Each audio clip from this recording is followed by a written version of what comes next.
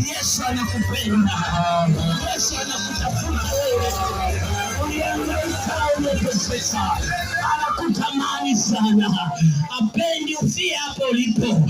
Anayetamani kunyonge kwenye dhambi ni shetani. Anayetamani kunyonge kwenye ukaba ni shetani. Anayetamani kunyonge ufie kwenye ulevi na ufie kwenye uchawi ni shetani. Ufie kwenye ujambazi ni shetani. Lakini Mungu wetu na Yesu wetu hapendi ufie hapo. Anapenda ugaidi. Anapenda uache njia. Anapenda uache tabia. Anapenda ungegaidi uache maisha ya dhambi. Ukimbilie kwa Yesu. Amen. Yesu. Amen. Yes. Yesu anaweza. Amen. Yesu anaweza kukuponya. Amen. Yesu anaweza kukuokoa. Amen. Madaktari watu nasema umefika hukumu. Sisi hatuwezi. Lakini Yesu hana hukumu. Maana yeye ndiye amekuumba. Maana yeye anafahamu kila kiungo ulicho nacho. Ubovu uko mali gani? Ni kitu gani kilichopungua? Na yeye anakirejesha. Kimbilia kwa Yesu.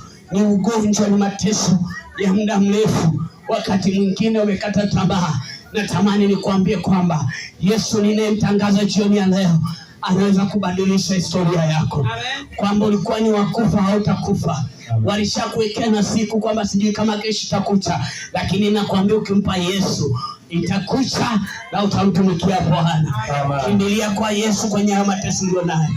Achana na mambo ya ulimwengu. Achana na dunia hii inapita. Achana na mambo yote.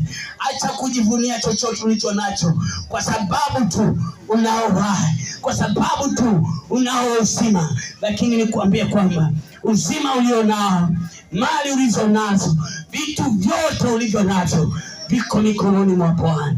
Anaweza kaviondoa leo, anaweza kafanya lolote kupitia hivyo ulivyo navyo.